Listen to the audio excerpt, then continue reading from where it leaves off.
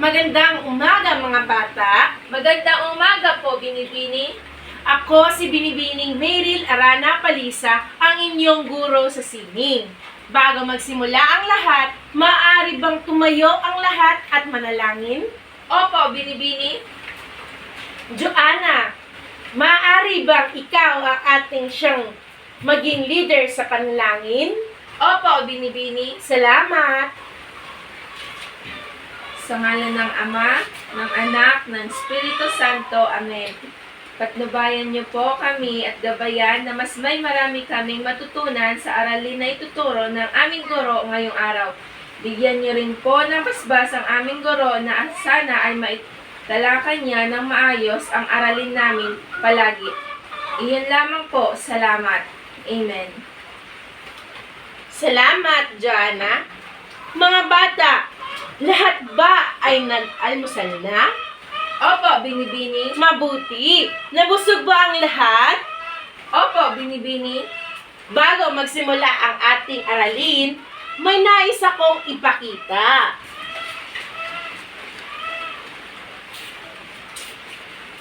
Base sa larawan na aking ipinakita, ano ang linya na nakikita ninyo? Binibini, patayo. Mahusay! Ano pa? Binibini, patagilid. Magaling, mga bata! Ano pa ang inyong nakikita? Binibini, pahiga. Magaling! Napakahusay ng aking mga mag-aaral. Ano pa? Binibini, paalon-alon. Magaling, mga bata! Ano naman ngayon ang nakita ninyong mga hugis? Binibini, bilog. Magaling! Ano pa? Binibini, parihaba. Magaling, mga bata! Ano pa? Binibini, tatsulok. Magaling! Ano pa nga ba? Binibini, biluhaba. Magaling!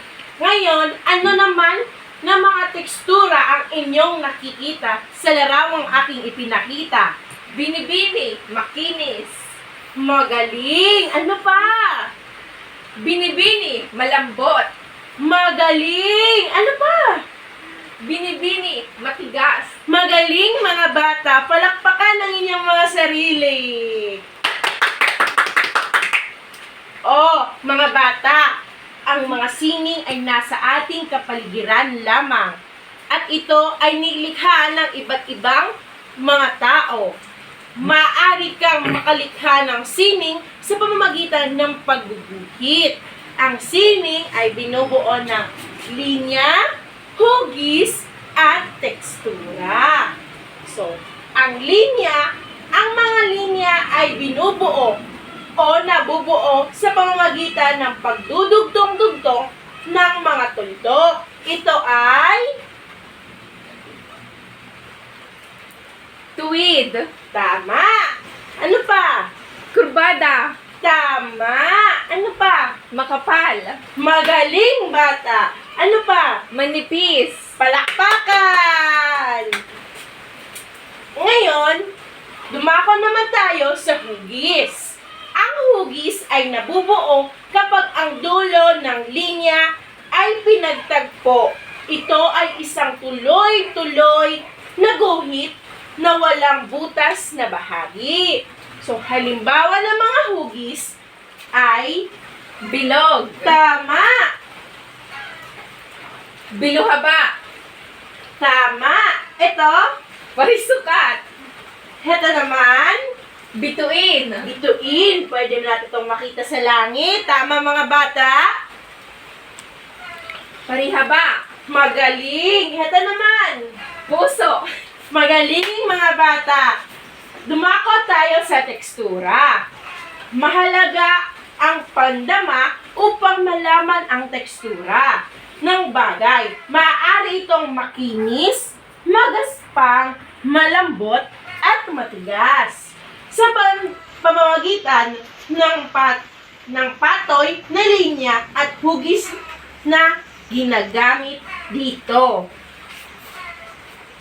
Mga bata, may papasagot ako sa inyo. Gawain 1. Alin sa mga ito ang linyang tuldok? A. Tama! Number 2. Alin ang linyang pakurba? C. C. Magaling mga bata. Number 3. Alin ang linyang patayo? B. Magaling! Alin sa mga ito ang hugis parisukat? A. Magaling!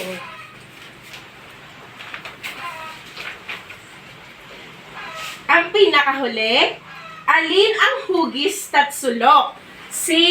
Palakpakan mga bata! Ngayon, dun lang nagtatapos ang ating aralin. Maraming salamat po, Binibining Palisa.